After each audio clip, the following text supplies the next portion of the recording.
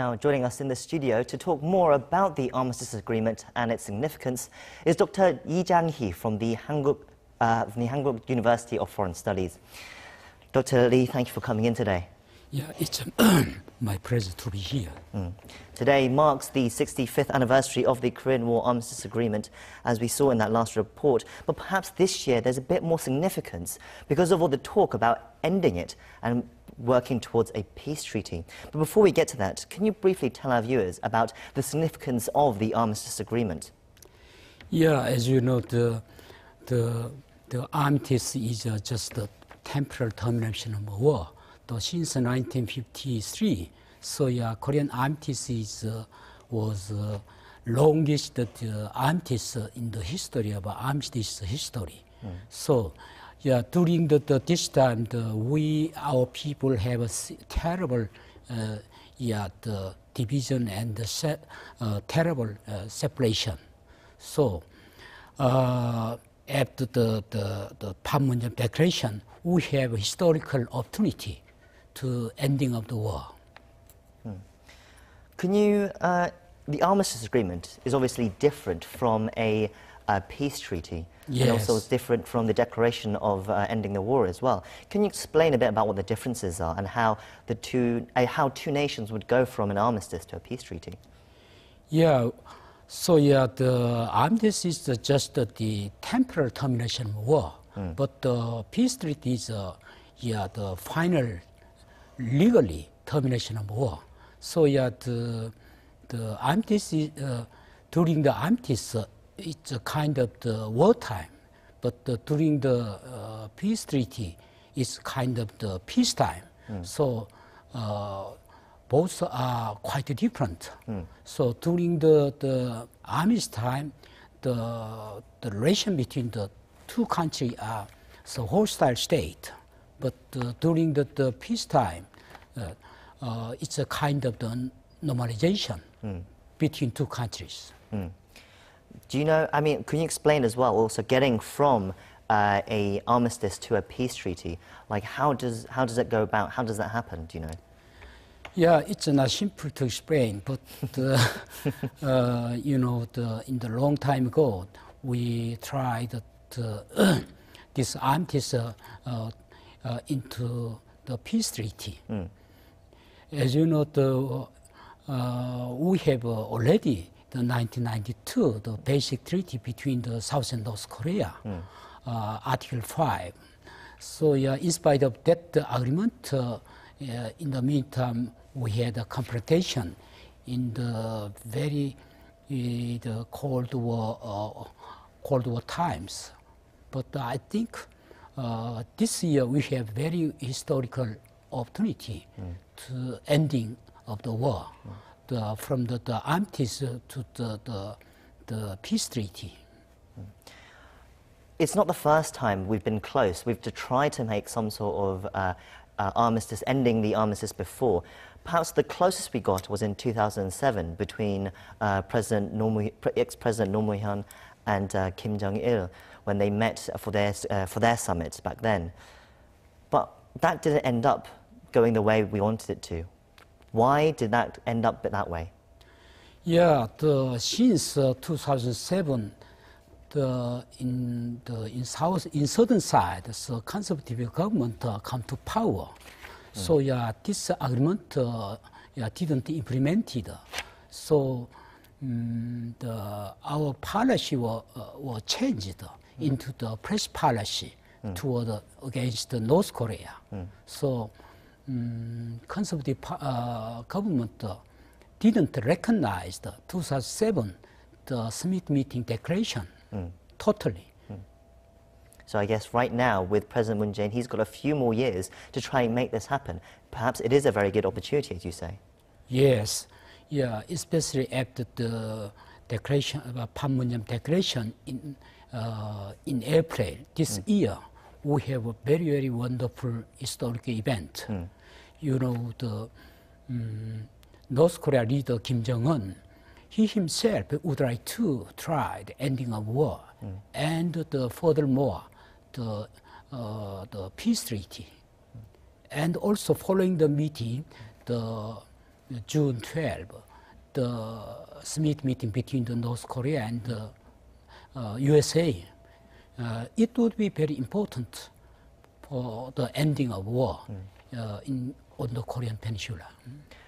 I think it's especially different this time as well because North Korea have been so open about trying to end the war, and they've been showing good signs towards the US. For example, earlier today, there was the return of the remains of US soldiers killed in the Korean War. Now that took a long time to get there, but it's finally happened. Will North Korea, what do you make of the fact that North Korea gave back the remains now? Yeah, it could be very good, the meaning for the good normalization between the North Korea and the USA. So the soldiers' remains during the Korean War were already agreed in the last June 12, the summit meeting between the North Korea and the USA, the Article 4. Of course, among the argument, there are very important other 3 points. One point is the denuclearization. The other point is the ending of the hostility. Thirdly, the normalization between two countries. But lastly, the returning the soldiers' remains during the Korean War. But this time, it was implemented. That first point, though, of denuclearization is the biggest point right now. The US are saying they want denuclearization first before they give a peace treaty, but the North Koreans are saying we can't give denuclearization unless there is a peace treaty. There's the two conflicting sides. But with North Korea showing good signs towards the US now, does it put pressure on the US to perhaps consider at least formally ending the Korean War? Yeah, as you know, the North Korea wanted really the peace regime on the Korean Peninsula. But the USA wanted denuclearization on the Korean Peninsula. But the USA complained the denuclearization development is too much slow. So in this context, North Korea also want the fast ending of the war and the declaration of a war. But this time, this kind of the returning of the remains of the war remain returning, it could be good meaning for the development between the two countries. If the Korean War is declared over and they do sign some sort of declaration confirming that, what happens next? What happens next? What are the good sides and bad sides? What are the US afraid of? USA concerned the denuclearization development. I think it takes the 2.5 years for the denuclearization.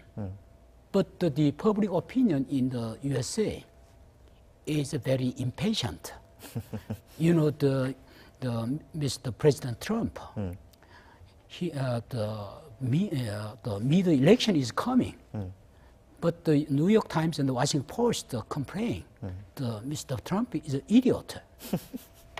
But how can he win this middle election? So Mr. Trump is very impatient. What about South Korea in all this? I mean, South Korea obviously wasn't one of the people who signed the original armistice, but right now, I mean, they are the main, one of the main parties involved, obviously, the Korean War between the two sides. But what does South Korea and President Moon Jae-in now have to do? How does he play the mediator, the middleman in this situation? Yeah, you mean the role of the South Korea?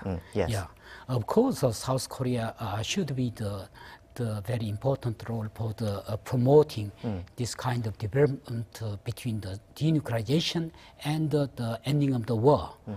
But nevertheless, you know, there are some limitations. There are the UN sanction. You know, within the UN sanction, the South Korea also asking the end order want the United States government. You know, still the U.S. sanction is very strict. The England and some country are very strictly asking the denuclearization against North Korea. Well, what do you think about the good side? I mean, for South Korea, what could there be? You know, how do they push this forward then? What do they need to be careful of? How do they do this? Yeah, the South Korea should have more talking with the expert in the USA and also in the public opinion in the United States. Finally, the North Korea could denuclearize on the Korean Peninsula, but it takes the time because the North Korea have still some mistrust about the USA. You know, before that, last year we imagine USA very often say the preemptive strike, surgical strike, is kind of very threatening against the North Korea regime. Well, we're out of time, unfortunately, Dr. Lee, but as you said, you know, there is perhaps now finally hope at the end of the tunnel, light at the end of the tunnel for working towards a peace treaty, but it will take some time, possibly. Yeah, I think it takes some time. Thank you for coming in, and thank you for sharing your insights with us. Thank you.